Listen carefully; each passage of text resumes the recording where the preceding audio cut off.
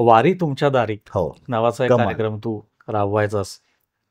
त्या कार्यक्रमाबद्दल बोलण्या अगोदर मला बंड्या किती धार्मिक आहे हे विचारायचं आहे.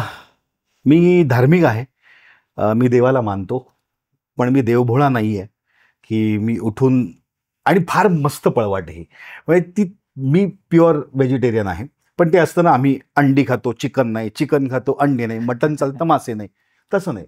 मी देवभोळा नाही आहे, पण परमेश्वरावरती माझा पूर्ण विश्वास आहे. मी ज्यावेळी अडचणीत असतो त्यावेळी मी हात जोडतो, तो मला मदत करतो, कारण त्याला माहिती आहे की मी प्रामाणिकपणे त्याच्याकडे मागतो, माझा काही स्वार्थ नाही. गणपती बाप्पाशी माझं भांडण असतं, ते आमचं भांडण पर्सनल आहे, ते अगदी मारामारीपर्यंत पण जातं, वेगळ्या शिव्यांपर्यंत पण, म्हणजे तसं दोस्तीमधल्या.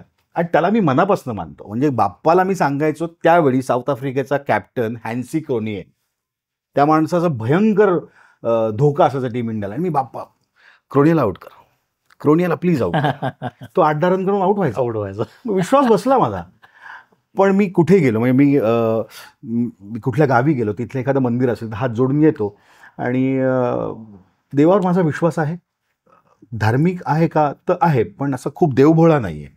ह्याच स्वभावामुळे किंवा ह्याच विश्वासामुळे वारी तुमच्या दारीचा कार्यक्रम सुरू केला होता? नाही, वारी तुमच्या दारी ही कॉन्सेप्ट मी एका रेडिओ स्टेशनमध्ये जेव्हा पुण्यात पहिल्यांदा आलो तिथे ती समोर आली.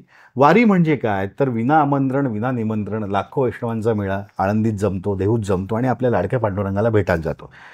बरं, हा जगातला सगळ्यात मोठा सोहळा जिथे कुठल्या प्रकारचं आमंत्रण नसतं, आणि ही सगळी मंडळी शिस्तबद्ध पद्धतीनं, म्हणजे मॅनेजमेंटचं खूप मोठं उदाहरण आहे, लोकोत्सवाचं मोठं उदाहरण आहे, धार्मिक सोहळा आहे, त्यामुळे त्याची क्रेज आहे. बरं, कुठल्याही कमर्शियल रेडिओला कधी कव्हर केलं नव्हतं, पण वारीशी किंवा वारकरी या शब्दाशी माझा संबंध अगदी लहानपणी आला होता.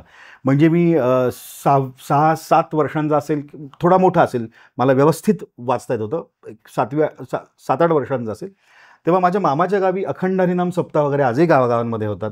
तर मी सुट्टीला गेलो होतो, आणि म्हणून तिकडे सप्ताहाचं आयोजन करण्यात आलं. तिकडे ज्ञानेश्वरी पारायण होतं.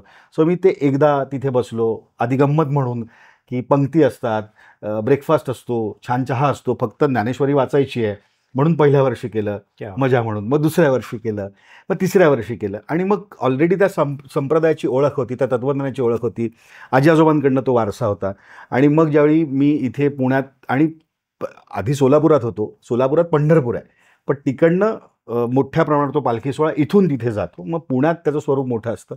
मग ते थोडंसं कमर्शियल रेडिओला वाटलं की आपण ह्याला कव्हर करण्याचा प्रयत्न करू. आणि मग आता मला असं वाटतं की जवळपास 7 सीझन झालेत माझे, सगळे 7 नाही तर 8 सीझन झालेत.